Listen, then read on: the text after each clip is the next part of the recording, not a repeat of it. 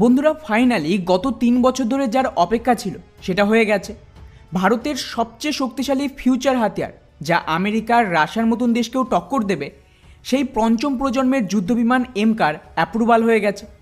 এবারে আর না ভারতের আমেরিকার প্রয়োজন রয়েছে, না ফ্রান্স আর না রাশিয়া।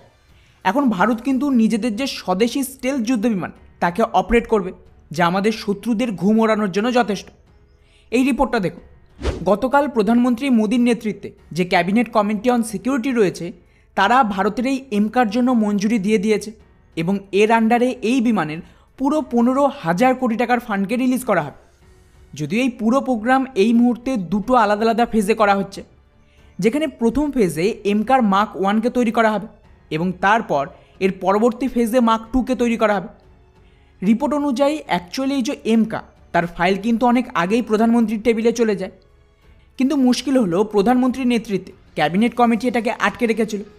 কেননা ওরা চাইছিল যে এই যুদ্ধবিমান যেহেতু আমাদের বায়ুসেনার মেরুদণ্ড হবে, এখন এমন পরিস্থিতিতে সরকার চাইছে এতে যেন কোনো প্রকার ডিলে না হয়।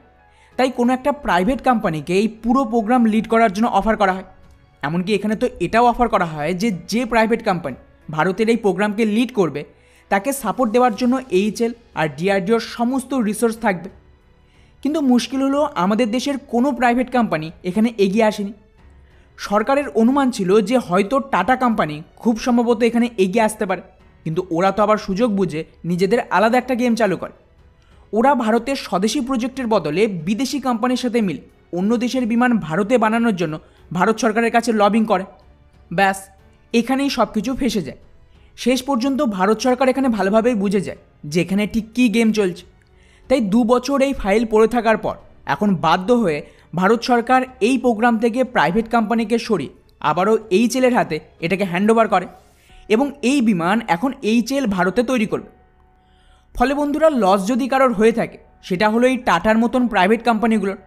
ওরা ভারতের ইতিহাসের সবচেয়ে বড় ডিফেন্স ম্যানুফ্যাকচারিংয়ের ডিল পেত, কিন্তু বিদেশি লবিংয়ের চক্করে এই সুযোগ হারিয়ে ফেলল।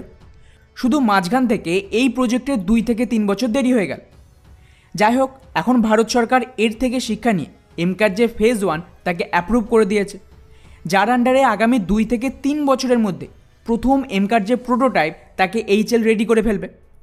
কেননা যেমনটা আমি এর আগেও বহুবার বলেছি যে এই এমকার সমস্ত ডিজাইন, ক্রিটিক্যাল রিভিউ, বায়ুসেনার অ্যাপ্রুভাল সব হয়ে গেছে। এখন শুধু প্রোটোটাইপকে ম্যানুফ্যাকচার করা বাকি ছিল, তাই খুব বেশি সময় লাগবে না। 2026 সালের শেষেই এই বিমানের প্রথম প্রোটোটাইপ তৈরি হয়ে যাবে। আর বন্ধুরা, এর কিন্তু মোট 5টা প্রোটোটাইপকে তৈরি করা হবে, যেটা খুব সম্ভবত 26-এ প্রথম ইউনিট রেডি হলে প্রতি বছর একটা করে প্রোটোটাইপকে ডেলিভারি দেবে এইচএল। এরপর এর সমস্ত প্রোটোটাইপের ওপর টেস্টিং চলতে থাকবে এবং প্রথম প্রোটোটাইপ তৈরির 5 বছরের মধ্যে এই বিমান ভারতীয় বায়ুসেনাতে সামিল করা হবে। ফলে ওভারঅল 2031 থেকে 32 সালে ভারত নিজের প্রথম স্বদেশি 5th জেনারেশনের বিমান পাবে। হ্যাঁ, এতে 2 বছরের ডিলে হলো ঠিকই, এটা 2029 আসার কথা ছিল, কিন্তু কি করা যাবে। তবে বন্ধুরা, যাই হোক, একটা বিষয় ভালো হবে, সেটা হলো এই বিমানের ম্যাক্সিমাম যে টেকনোলজি সেটা কিন্তু তেজাসের মার্ক 2তে প্রুভ করা হয়ে যাবে, তাই এর জন্য আলাদা করে সময় লাগবে না। এছাড়াও যতদিনে ভারতের এই এমকার প্রোডাকশান চালু হবে তার আগেই এইচএল তেজাস মার্ক 2 এর অর্ডারও পেয়ে যাবে। ফলে এত বড় অর্ডার থাকার কারণে এইচএল তার পুরো ক্যাপাসিটিতে বিমানের ম্যানুফ্যাকচারিং শুরু করতে পারবে। সেই ক্ষেত্রে কিন্তু এই যে এমকা বিমান তার ডেলিভারিতে খুব বেশি সময় লাগবে না, যেমনটা তেজাস মার্ক 1-এ হয়েছিল।